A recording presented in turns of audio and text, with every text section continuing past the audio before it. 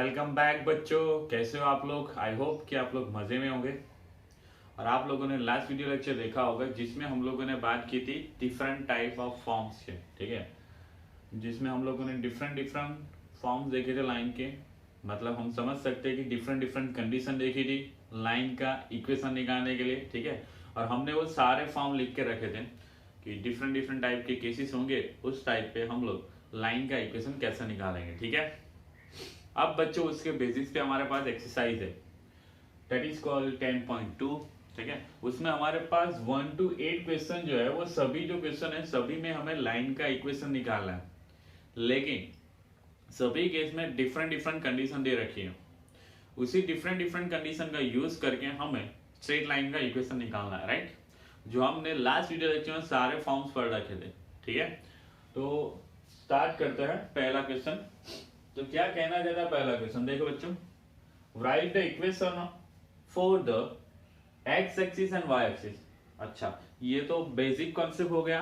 ये ऑलरेडी हम लोगों ने इनइक्वालिटी वाले चैप्टर में पढ़ रखा था कि X axis and Y axis का इक्वेशन क्या होगा, ठीक है। याद नहीं आ रहा हो तो फिर भी याद दिला दूं बच्चों। हम लोगों ने लिखा था ये एक्स एक्सिस है और ये वाई एक्सिस है, ठीक है। यहाँ पे जितने भी पॉइंट आए थे उसका y एक्सिस से डिस्टेंस क्या होता है, 0। तो हम लोगों ने लिखा था y इक्वल 0। ये जो है इक्वेशन किसके लिए है, x एक्सिस के लिए है, याद रखना। और यहाँ पर जितने भी पॉइंट्स आए हैं उनको रिप्रेजेंट करना हो तो क्या बोलेंगे, हमारे पास एक कॉन्सेप्ट कौन सा है कि भाई जितने भी डिस्टेंस है x एक्सिस से वो सारे क्या हो जाएंगे, 0। तो दैट्स व्हाई x इक्वल 0। तो ये x इक्वल 0 वो किसका इक्वेशन हो गया, y एक्सिस का, और y इक्वल 0 किसका इक्वेशन हो गया, x एक्सिस का, ठीक है। आई होप बच्चों कि आपको समझ में आया होगा, ठीक है। चलो तो अब चलते हैं सेकंड क्वेश्चन पे। जगह है तो आराम से आ जाएगा, कोई दिक्कत नहीं। क्या बोल रहा है, passing through the point -4,3 and slope 1/2। मतलब हमारे पास बच्चों एक पॉइंट दे रखा है -4,3 एंड स्लोप दे रखा है। मतलब हमारे पास पॉइंट है एंड स्लोप है, पॉइंट है स्लोप है, दैट मींस व्हाट, कौन सा कॉन्सेप्ट यूज करेंगे, स्लोप पॉइंट फॉर्म। तो सेकंड के लिए पॉइंट बच्चों हमारे पास क्या है, मान लो x1, y1 ले लो, वो क्या है -4,3 एंड जो स्लोप है उसको m ले लो, कितना है हमारे पास 1/2, ठीक है। तो हमारे पास इक्वेशन क्या आ जाएगा, यूजिंग स्लोप पॉइंट फॉर्म। कौन सा फॉर्म बच्चों, slope point form. Equation of line क्या हो जाएगा, y minus y1 is equal to m into X minus x1। देखो हमारे पास जैसी जैसी डिटेल थी वैसा वैसा हम फॉर्म यूज करेंगे, दैट्स इट, ठीक है। तो यहाँ पे y माइनस y1 कितना है 3, m कितना है 1/2, x1 कितना है -4, दैट्स व्हाई यहाँ पे +4 हो जाएगा। एलसीएम ले लेते और थोड़ा सिंप्लीफाई कर लेते, तो 2y minus 6 equal to x plus 4। तो ये सारी चीजें वहां चली जाएगी, x माइनस 2y, और ये हो जाएगा +10 is equal to 0। I hope बच्चों कि ये क्वेश्चन आपको समझ में आया होगा, ठीक है। चलो अब चलते हैं क्वेश्चन नंबर 3 के ऊपर। और क्वेश्चन नंबर 3 क्या कहना चाहता है, ठीक है। लेकिन उससे पहले मेरे पास जगह नहीं है तो इसको रफ कर लेता हूं, ठीक है।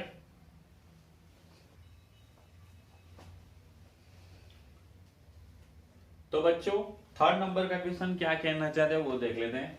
क्या बोला है, passing through the 0,0 and with slope m। तो यहाँ पे हमारे पास सेम है, जो सेकंड नंबर का क्वेश्चन था वैसा का वैसा ही है। यहाँ पे हमारे पास पॉइंट भी दे रखा है एंड स्लोप भी दे रखा है। तो भाई साहब थर्ड वाला क्वेश्चन भी वही करेंगे, जैसे वही वैसे ही करेंगे जैसे सेकंड नंबर का क्वेश्चन किया। यहाँ पे x1, y1 पॉइंट क्या हो जाएगा 0,0 और स्लोप हमारा m is equal to m ही है। यहाँ पे क्या लिख लो, स्लोप लिख लो, ठीक है, फाइन। तो बच्चों अब यहाँ पे कौन सा फॉर्मूला यूज कर लेंगे, स्लोप पॉइंट फॉर्म। तो using slope point form, y minus y1 is equal to m into X minus x1। तो ये 0, ये m और ये x माइनस 0। तो y is equal to mx आ गया। क्या आ गया, y is equal to mx। और बच्चों ये लाइन का जो इक्वेशन है उसको बहुत ही बढ़िया तरीके से याद रखना। क्यूब। ये कहाँ यूज होने वाला है? ये हमारे पास 12th स्टैंडर्ड में यूज होने वाला है, एओआई चैप्टर जब करेंगे, एरिया ऑफ इंटीग्रेशन।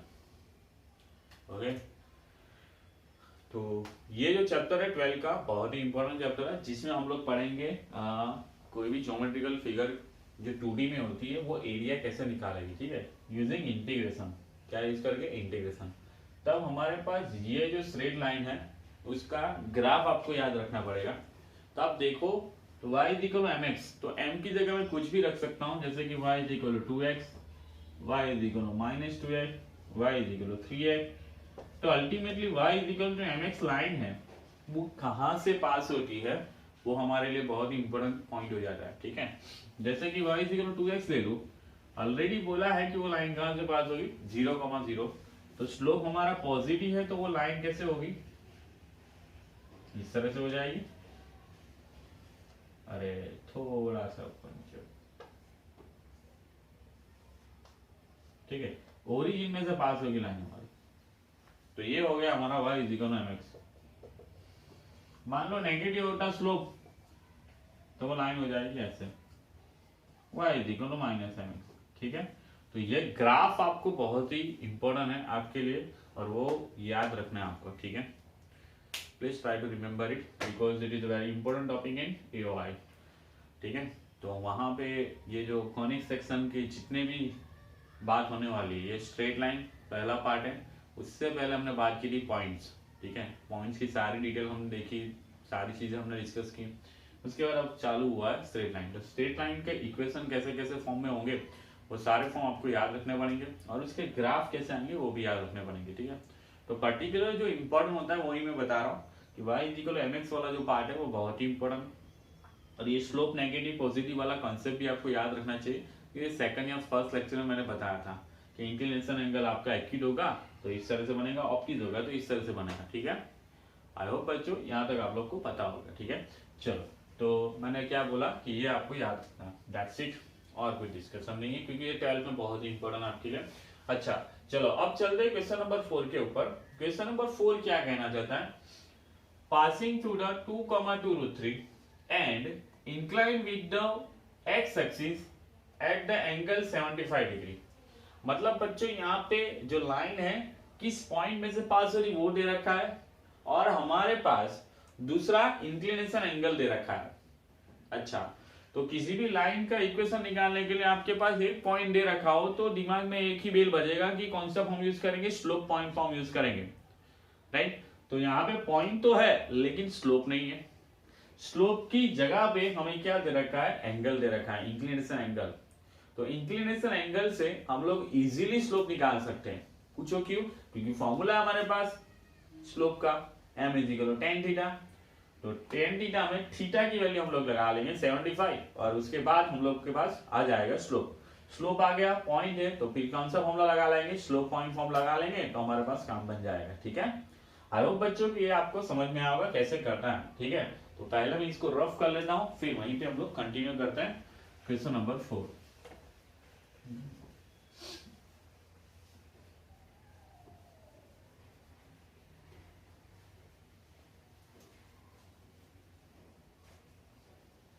तो मैंने वैसे बताया कि हमारे पास इंक्लिनेशन एंगल है 4th number, theta is equal to 75, and point है हमारे पास x1, y1, वो क्या हो जाएगा? 2,2√3। तो जब भी आपके पास एक पॉइंट दे रखा हो तो हमारे दिमाग में एक ही बेल बजेगा कि स्लोप पॉइंट फॉर्मूला यूज कीजिए, लेकिन स्लोप निकालना पड़ेगा इसके लिए। पॉइंट तो है, स्लोप चाहिए। तो स्लोप के लिए हमारे पास inclination angle theta is equal to 75 है, so slope m is equal to tan theta, और ये क्या हो जाएगा? tan 75। अब बच्चों जिसको इसकी वैल्यू डायरेक्ट पता हो वो भी लिख सकता हो, ना पता हो तो कैसे बनाते हो तो आपको पता ही होगा, क्योंकि ट्रिगो में पढ़ा है। tan 30 प्लस 45, तो m is equal to tan 30 tan 45 whole divide by 1 minus tan 30 tan 45।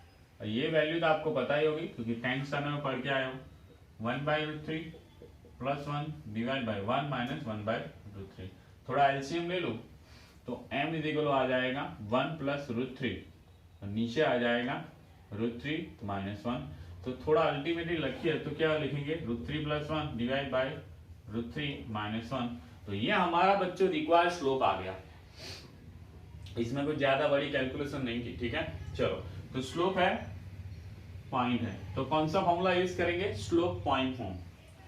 So now using slope point form,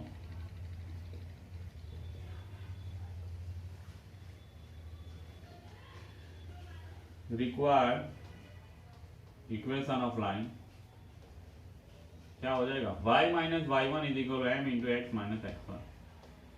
तो y माइनस y1 बच्चों कितना है, 2√3। आई होप बच्चों की इतने में कैलकुलेशन हो जाए तो अच्छा है। m कितना है, √3 + 1 डिवाइड बाय √3 -1, और ये कितना है, x -2। ठीक है, थोड़ा सा कैलकुलेशन करना, मल्टीप्लाई करना, तो ये क्या हो जाएगा, मल्टीप्लाई करूँ या ना करूँ, चलेगा, कर लेते चलो। तो ये √3y हो जाएगा, ये हो जाएगा -y। ये तो वैसा कुछ करने वाला नहीं क्योंकि y वाली टर्म वहां पे है नहीं दूसरी, तो ऐसे कोफिशिएंट के फॉर्म में डायरेक्टली लिख लेता हूँ। तो ये क्या हो जाएगा, √3 -1 इंटू वाई, इसका मल्टीप्लाई कर लेता हूँ क्योंकि ये कैलकुलेशन में काम लगेगा। तो ये हो जाएगा -2√3 इंटू √3, तो कितना हो जाएगा, 6 हो जाएगा, क्योंकि √3 इंटू √3 3 होगा, 3 2 6 हो जाएगा, माइनस माइनस प्लस 2√3। और सिमिलरली यहाँ पे भी कोई x वाली टर्म नहीं है, तो पूरा ही कोफिशिएंट के फॉर्म में रहने दो, √3 + 1 x, और इसका मल्टीप्लाई करूँ तो -2√3 -2। ओके फाइन, तो और तो कुछ हो ही नहीं रहा है ना, तो भाई साहब ये तो सीधा सीधा ऐड हो जाएगा, x वाला एक साइड, y वाला एक साइड ले लेता हूँ। तो ये क्या हो जाएगा, √3 + 1 x, ये पूरी चीज वहां जाएगी तो -√3 -y, ये पूरा टर्म यहाँ जाएगा, ये 2√3, ये -2√3, तो कितना आ जाएगा, -4√3,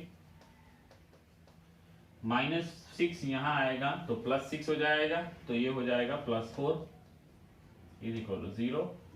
थोड़ा सा लिखूं, सिंप्लीफाई करूं तो क्या आ जाएगा, ये लिखेगा √3 + 1 into X, √3 -1 into Y, -4 common निकाल लूं तो √3 -1 = 0। तो this is your required equation of line which is passing from the point 2, 2√3 and having an inclination angle with the positive direction of x-axis 75 degree. That's it. Okay, I hope बच्चों की यहाँ तक आप लोग को समझ में आया होगा। ये क्वेश्चन बहुत ही बढ़िया क्वेश्चन था, क्योंकि यहाँ पे हमारे पास पॉइंट दे रखा था, इंक्लिनेशन एंगल दे रखा था, ठीक है। तो हमने कौन सा फॉर्मूला यूज किया, एक पॉइंट आ जाए बच्चों दिमाग में बेल बजाते रहना कि हमें यूज करना है स्लोप पॉइंट फॉर्म, ठीक है। तो स्लोप पॉइंट फॉर्म यूज करने के लिए हमारे पास स्लोप चाहिए था, पॉइंट तो था, तो एंगल का यूज करके हमने स्लोप निकाल लिया और स्लोप पॉइंट फॉर्म में डाल के हमने सॉल्व कर लिया। आई होप बच्चों कि यहाँ तक आपको क्लियर कट हो गया होगा, ठीक है। चलो अब चलते हैं क्वेश्चन नंबर 5 के ऊपर। तो उससे पहले मुझे ये रफ करना पड़ेगा कि ये बहुत बड़ी कैलकुलेशन यहाँ पे की है, तो फटाफट रफ कर लेता हूँ, ज्यादा टाइम नहीं लूंगा आपका।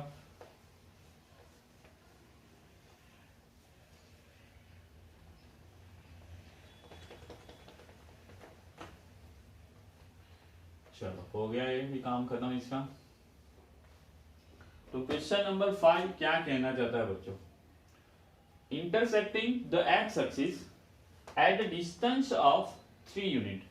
अच्छा, ऐसी लाइन जो है इसका इक्वेशन चाहिए हमें, कैस किसका, कि जो लाइन इंटरसेक्टिंग हो रही हो एक्स एक्सिस को at the distance of 3 unit to the left of the origin, मतलब लेफ्ट साइड पे 3 यूनिट जितना इंटरसेक्शन होना चाहिए ओरिजिन से, विद स्लोप -2। अच्छा, कोई ऐसी लाइन जा रही है जो हमारी ये एक्स एक्सिस हो गई और ये वाई एक्सिस हो गई, ठीक है। इंटरसेक्टिंग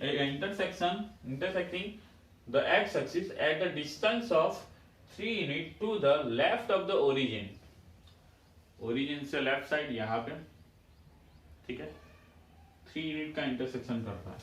अच्छा, यहाँ पे मान लो ये इतना 3 यूनिट है, तो ये तो आपको पता ही है क्या हो जाएगा, ठीक है। दूसरा, उसका जो स्लोप है वो -2 है बच्चों, -2। दैट मीन्स व्हाट, वो लाइन किस तरह से जा रही होगी, कुछ समझ में आ रहा है? तो ये लाइन एक्स एक्सिस और ये लाइन जो रिक्वायर्ड लाइन का इक्वेशन चाहिए वो हमारी एक्स एक्सिस से कहाँ इंटरसेक्शन कर रही है, ओरिजिन से लेफ्ट साइड 3 जितना यूनिट, 3 यूनिट जितना है, ठीक है, फाइन। तो बच्चों ये तो हमारा क्या हो गया, इंटरसेप्शन हो गया, इंटरसेप्ट हो गया, क्या हो गया, इंटरसेप्ट। और इसको क्या बोल सकते हैं हम लोग, एक्स इंटरसेप्ट। लेकिन लेफ्ट साइड पे है तो वो क्या हो जाएगा, नेगेटिव हो जाएगा। तो here from figure x intercept कितना हो जाएगा बच्चों, -3, ठीक है ना। एंड चलेगा, फाइन चलेगा। और slope is equal to m is equal to -2, ठीक है। तो ये x इंटरसेप्ट वाला फॉर्म और स्लोप वाला लगा के भी कर सकते हो, या फिर बच्चों यहाँ पे ये पॉइंट आप निकाल सकते हो -3,0 और स्लोप भी ऑलरेडी है हमारे पास, ठीक है। तो आप जो मन चाहे वो फॉर्मूला लगा सकते हो, क्योंकि ऑलरेडी स्लोप है और पॉइंट भी आ गया -3,0, ठीक है। तो भाई स्लोप पॉइंट फॉर्म लगा के भी यूज कर सकते हो, ठीक है। मैं यही यूज कर रहा हूँ क्योंकि स्लोप पॉइंट फॉर्म आपको ज्यादा यूज रहेगा, ज्यादा यूज आएगा उसका। Using slope point form, using slope point form, equation of line y minus y1 is equal to m into x minus x1। तो बच्चों y1 तो हमारे पास 0 है, m कितना हमारे पास -2 है, x-1 कितना -3 +3। तो y is equal to -2x -6। तो थोड़ा सा सॉल्व कर लो तो क्या आ जाएगा, 2x plus y plus 6 equal to 0। This is the required equation of the line, ठीक है। अब बच्चों दिमाग में एक बात चलो ये होगी कि सर लाइन को इसी तरह से क्यों आपने ड्रॉ किया, इस तरह से क्यों नहीं ड्रॉ किया। इस तरह से इसीलिए ड्रॉ किया क्योंकि स्लोप हमारा नेगेटिव है, slope negative that means what, inclination angle क्या हो जाएगा हमारा, ऑब्ट्यूस एंगल हो जाएगा। आई होप बच्चों कि यहाँ तक आपको समझ में आया होगा, ठीक है। अच्छा, अभी जस्ट रिसेंटली एग्जाम हुई थी हमारी पीएनसी और उसके कुछ बायनोमियल की, ठीक है। तो उसमें कुछ क्वेश्चन ऐसे थे जो आपके आउट ऑफ सिलेबस में थे, मतलब जो सिलेबस कट हो चुका था उनमें से थे, ठीक है।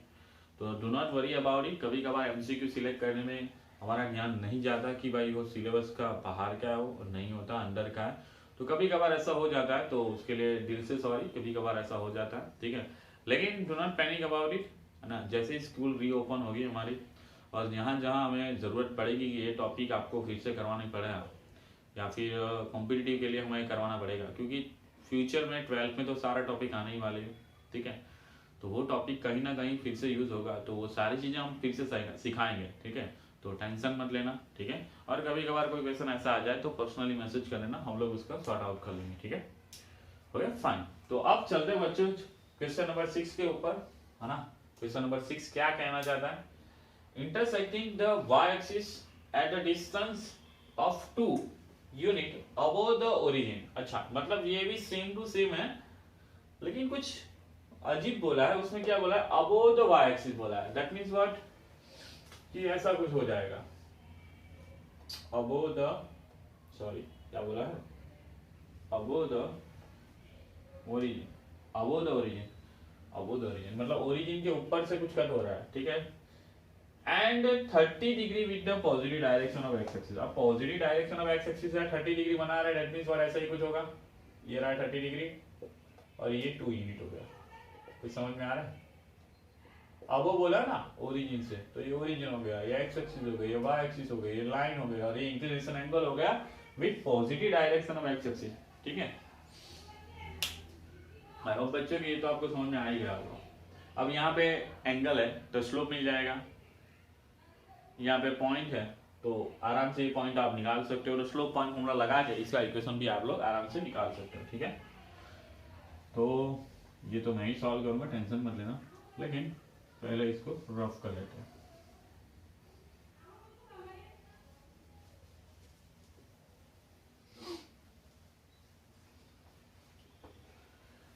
तो बच्चों यहाँ पे रिक्वायर्ड डिटेल जो है हमारे पास inclination angle theta is equal to 30 degree है, तो स्लोप में निकाल सकता हूँ slope m is equal to tan theta, तो tan 30 हो जाएगा और tan 30 की वैल्यू सबको पता ही है 1/√3, तो रिक्वायर्ड स्लोप हमारा कितना आ गया 1/√3।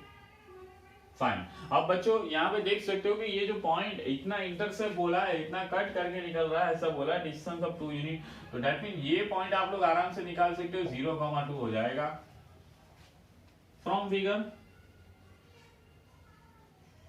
पॉइंट 0,2। नाउ बच्चों स्लोप है और पॉइंट है, तो स्लोप पॉइंट फॉर्मूला लगा देते हैं। Now using slope point form require equation of line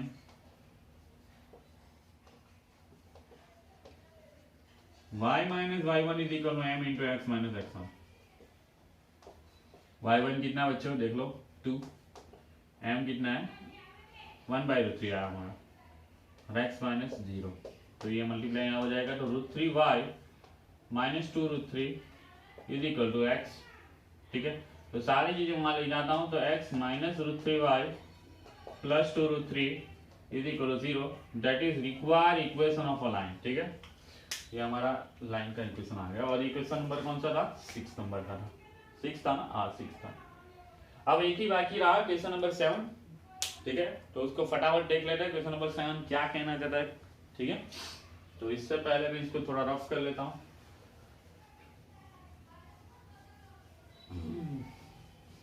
बच्चों बैकग्राउंड में जो भी आवाज आ रही है वो सोसाइटी की कुछ महिलाएं बातें कर रही है, लेकिन बातें ऐसी करती है जैसे कि लगता है कुछ झगड़ा चल रहा हो। ठीक है, तो उस है ना नॉइस के लिए या फिर अच्छे से वॉइस के लिए आपको दिल से सॉरी।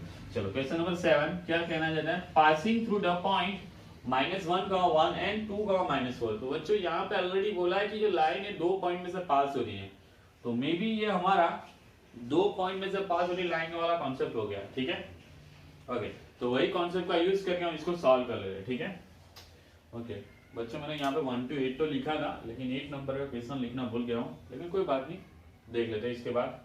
ठीक है, अब यहाँ पे 2 पॉइंट में से पास हो रही है, तो मतलब -1,1, तो इसको मैं ले लो x1, y1, एंड दूसरा पॉइंट है 2, -4, तो इसको ले लो मैं x2, y2।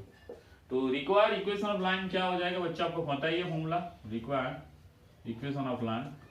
बच्चों मैंने फॉर्मूला थोड़ा डिफरेंट यूज कर रहा हूँ, वो तो आपको पता ही है, y2 - y upon y1 - y is equal to x2 - x upon x1 - x। ठीक है, तो y2 कितना है बच्चों यहाँ पे -4 - y, y1 1 - y, x2 2 - x, x1 -1x। तो नाउ मल्टीप्लाई कर ले, तो ये 4 प्लस xy, ये +4 और ये प्लस xy, कुछ अजीब हो रहा है, हर बार कुछ ना कुछ लोचा कर लेता हूँ इसमें। ये +4 और ये क्या हो जाएगा +y, ये +4x और ये क्या हो जाएगा +xy। इसकी बात करो तो +2 - x -2y + xy, तो xy x और हर बार कट होगा, याद रखना। अब बच्चों x वाला जो टर्म है छोटे वाला, इसको यहाँ पे इस तरफ लेके आ जाता हूँ, तो ये 4x और ये x कितना हो जाएगा 5x, और ये बचा y और ये +2y, तो कितना हो जाएगा 3y। अब ये 2 तो यहाँ आएगा तो माइनस हो जाएगा, तो +2 is equal to 0, that is require equation of line which is passing from the two distinct point -1,1 and 2,-4। I hope बच्चों you can understand this. Okay, now question number 8 जो बाकी है वो देख लेते हैं फटाफट। ओके, तो अभी बच्चों मैं कब का वही सोच रहा था कि नॉर्मल फॉर्म का कोई क्वेश्चन क्यों नहीं आया, तो क्वेश्चन नंबर 8 आप देख सकते हो, उसमें नॉर्मल फॉर्म की बात की है। Perpendicular distance from origin is 5 unit, मतलब उस लाइन का, जो लाइन का इक्वेशन निकालना है, उस लाइन का ओरिजिन से परपेंडिकुलर डिस्टेंस दे रखा है 5 unit, and angle made by the perpendicular with the positive direction of x axis is equal to 30 degree. मतलब हमारे पास यहाँ पे p दे रखा है 5 यूनिट एंड ओमेगा दे रखा है कितना 30 डिग्री। तो बच्चों नॉर्मल फॉर्म यूज कर लेते हैं। Now using normal form,